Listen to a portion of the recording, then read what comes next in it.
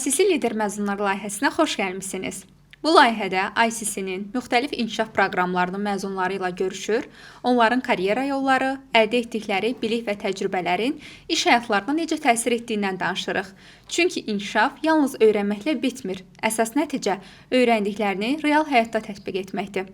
Bugün Access Bank Babək filialının direktoru, ICC-nin filial müdirlərinin hazırlığı proqramı üzrə məzunu Elnur Məmmədov ilə onun karyera və inkişaf yolundan danışacağıq. Xoş gəlmisiniz Elnur bəy. Xoş gününüzə gəlir, çox sağ olun. Dəvətimizi qəbul etdiyiniz üçün sizə təşəkkür edirik.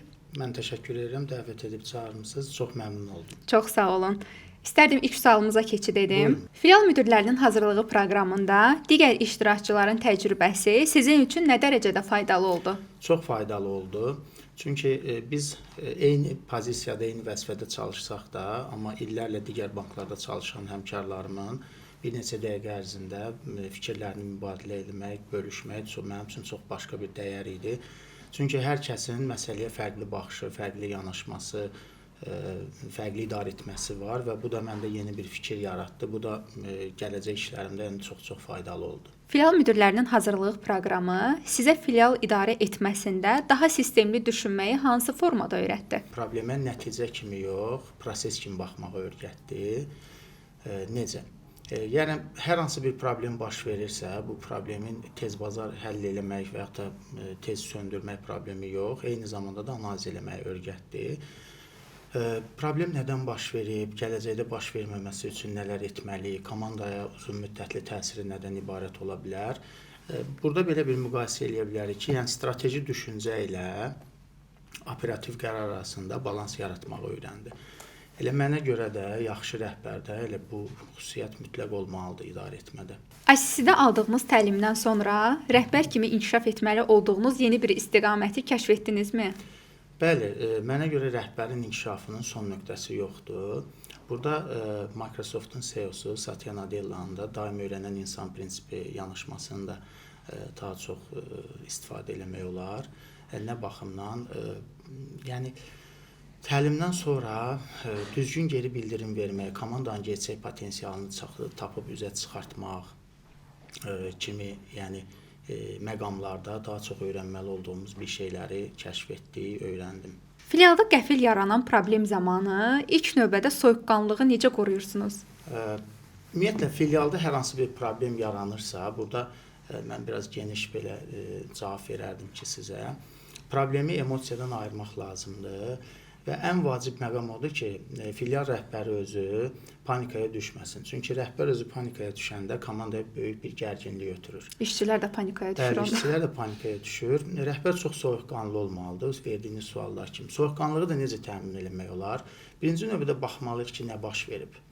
Yəni, bunun risk faktorları nədir və gələcəkdə təkrarlanmaması üçün nələr edə bilərik? Və hal-hazırki durumda nəyi necə dəyişə bilərik də bunu belə deyək.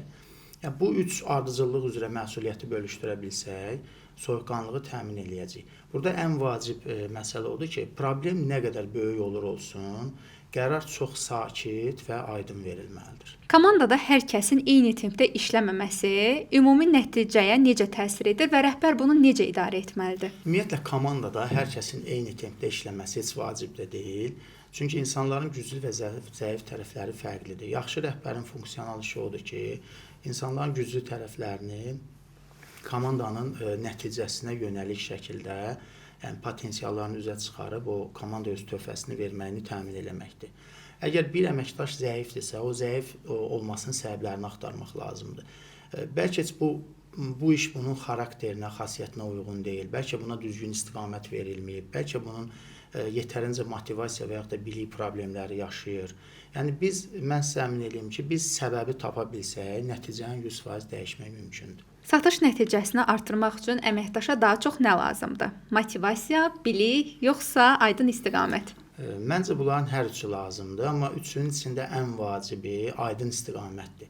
İnsan hara getdiyini bilmirsə, onun motivasiyası və biliyi mənə görə enerji itkisi olacaq. Amma hədəf bəlli olanda motivasiya və enerji o yolda daha da güc verir əməkdaşa. Sizcə müştəri filialda ilk növbədə xidməti, yoxsa ona göstərilən münasibəti xatırlayır? Müştəri xidmətin nəticəsini, münasibətin isə hissini xatırlayır. Yəni əslində hər ikisini xatırlayır.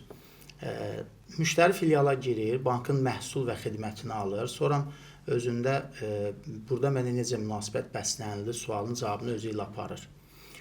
Burada Amazon şirkətinin qurucusu Jeff Bezosun bir yaxşı bir yanaşması var, hansı ki mən onu şəxsən çox bəyənirəm.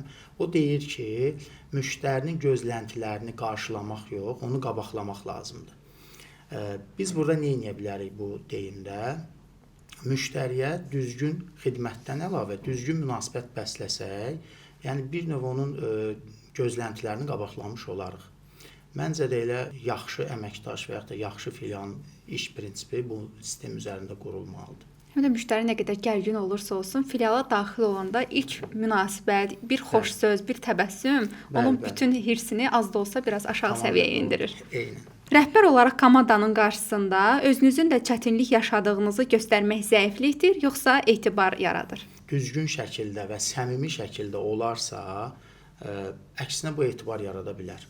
Rəhbər o demək deyil ki, hər şeyi bilən, heç bir çətinlik yaşamayan bir şəxs demək deyil. Ümumiyyətlə, rəhbər heç elə çalışmamalıdır, onu komandaya da elə göstərsin ki, mən heç bir çətinlik yaşamaya bilərəm iş prosesində, hər şeyi bilənəm. Yaxşı rəhbər hər hansı bir çətinlik yarananda problemi öz üzərinə məsuliyyəti götürüb komandaya doğru istiqamət verməlidir.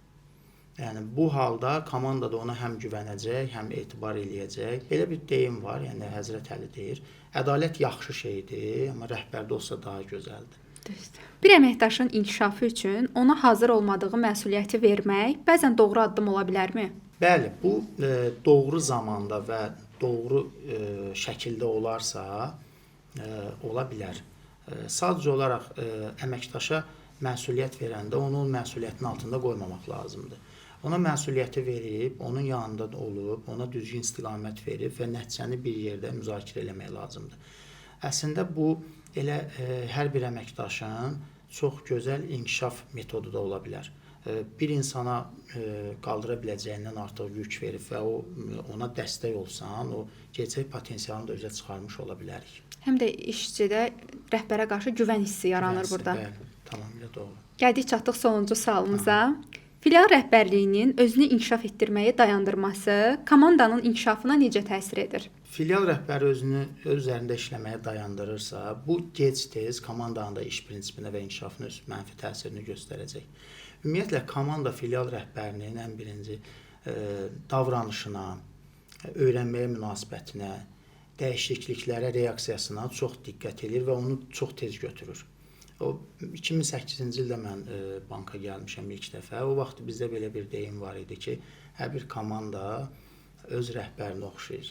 Yəni zaman keçdikcə həqiqətən də bunun canlı özümdə şahid oldum ki, sənin davranışları, sənin danışıq üslubu, sənin hadisələrə reaksiya var, necə reaksiya verirsən, necə hərəkət edirsənsə, komanda da bir növ onu təkrarlayır. Ümumiyyətlə, səmimi və ədalətli olmaq mənim üçün ən birinci prioritetdir və sizə bir misal da deyim ki, ümumiyyətlə, səmimiyyətlə avtoritet arasında heç bir ziddiyyət yoxdur. Yəni, sən səmimi və ədalətlisənsə, bu sənin nüfuzuna heç bir təsir göstərmir. Rəhbər bir status deyil, məsuliyyətdir mənə görə. Elnur bəy, sizə təşəkkür edirik. Çox sağ olun suallarımıza dolğun, aydın şəkildə cavab verdiyiniz üçün.